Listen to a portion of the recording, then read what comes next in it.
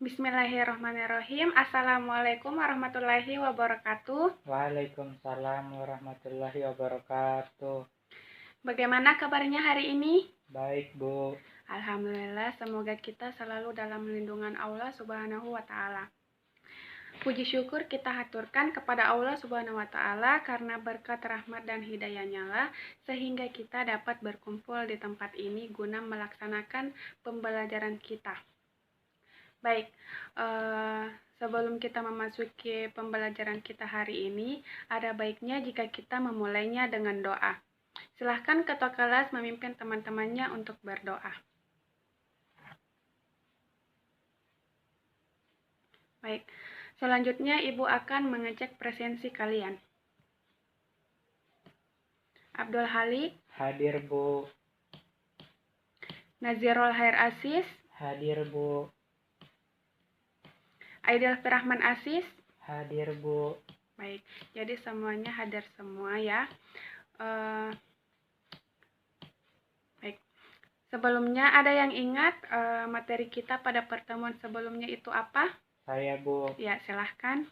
Teks eksplanasi.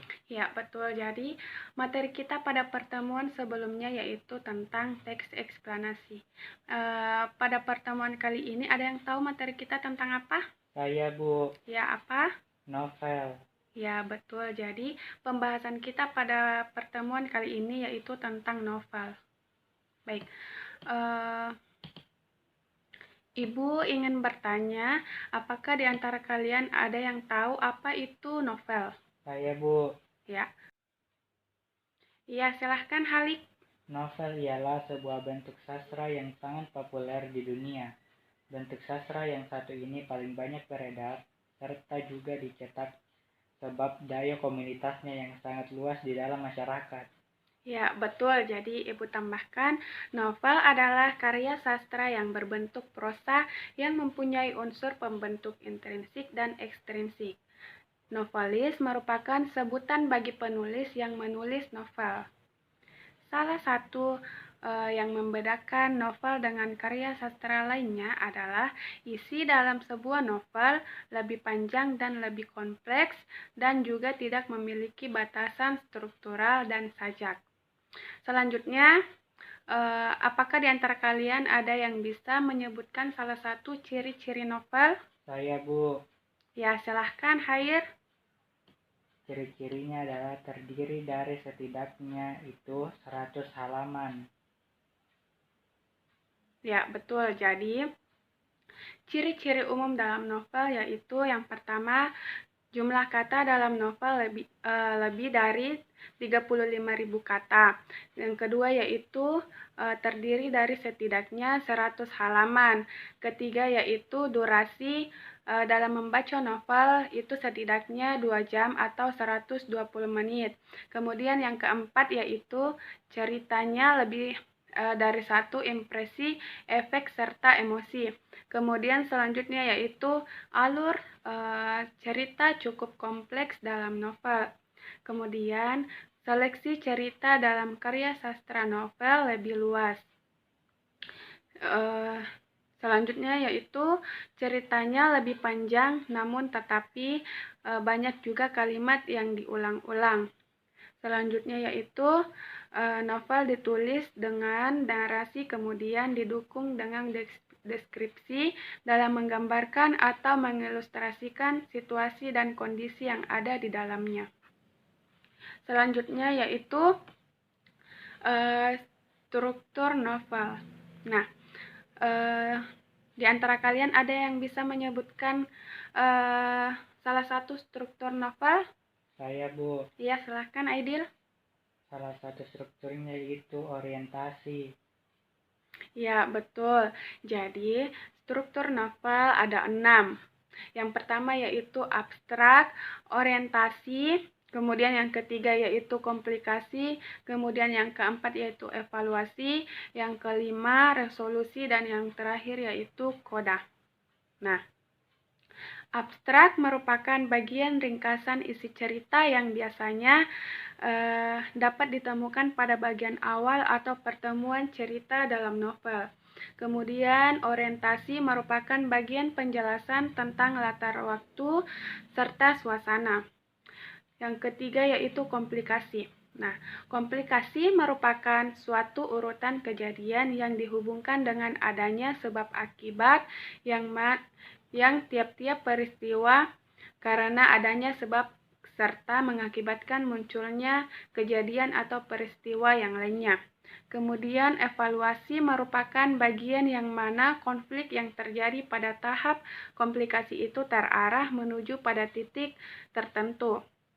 Selanjutnya yaitu resolusi. Nah, resolusi ini merupakan suatu bagian dalam novel yang memunculkan solusi atas sebuah masalah atau konflik yang sedang terjadi. Kemudian yaitu koda. Koda merupakan suatu bagian akhir atau penutup cerita di dalam novel. Baik, jadi pembahasan kita selanjutnya yaitu tentang unsur-unsur novel. Nah, di dalam novel terdapat dua unsur yakni unsur intrinsik dan unsur ekstrinsik.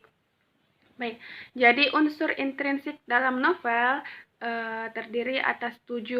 Yang pertama yaitu tema, kedua yaitu penokohan, ketiga yaitu alur, keempat yaitu gaya bahasa, kemudian yang kelima yaitu latar atau setting, keenam yaitu sudut pandang, dan yang terakhir yaitu amanat.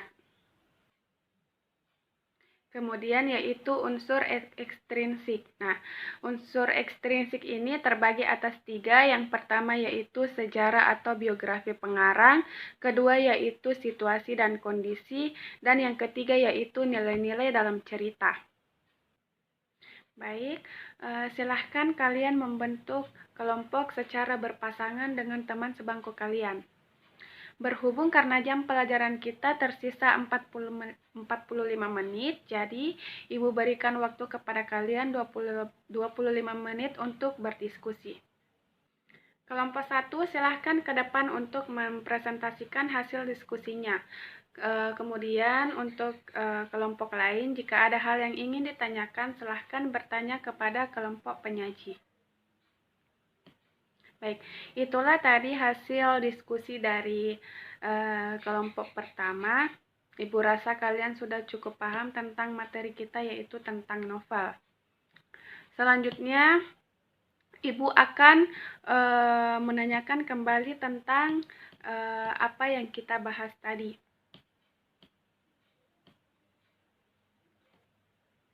Abdul Halik? Ya, Bu. Baik. Coba sebutkan ulang unsur intrinsik dalam novel. Unsur intrinsik dalam novel yaitu pertama tema, kedua penokohan, ketiga alur, keempat gaya bahasa, kelima latar atau setting, keenam sudut pandang, dan yang ketujuh amanat. Ya, betul. Selanjutnya, Nazirul Khair Aziz. Ya, Bu. Ya, silahkan sebutkan ulang tentang unsur ekstrinsik dalam novel. Unsur intrinsik dalam novel yaitu pertama sejarah atau biografi pengarang, kedua situasi dan kondisi, yang ketiga yaitu nilai-nilai dalam cerita. Ya, betul. Kemudian Nazirul Khair Aziz, sampai sini ada yang ingin ditanyakan? Ada, Bu. Ya, silahkan. Bagaimana langkah-langkah menafsirkan pandangan pengarang? Bisa diulang pertanyaannya? Bagaimana langkah-langkah menafsirkan pandangan pengarang? Ya, jadi Ibu jelaskan menafsir pandangan pengarang terhadap kehidupan. Dalam setiap novel menceritakan kehidupan yang ada kaitannya dengan latar sosial budaya pengarangnya. Salah satu novel yang akan dicontohkan adalah trilogi yang berjudul Ronggang Dukuh Paruk, karya Ahmad Tohari. Dalam novel tersebut, kalian akan menemukan nilai-nilai sosial budaya yang dialami oleh pengarang. Menafsir pandangan pengarang dalam novel adalah menafsir apa saja yang terkandung dalam novel. Nah, dalam hal ini termasuk di dalamnya menafsir tentang pesan pengarang, kalimat konotasi, kaitan fakta dengan kehidupan yang ada, dan menemukan nilai-nilai kehidupan yang disampaikan oleh penulis. Nah, kemudian langkah-langkah menafsir pandangan pengarang ada 3.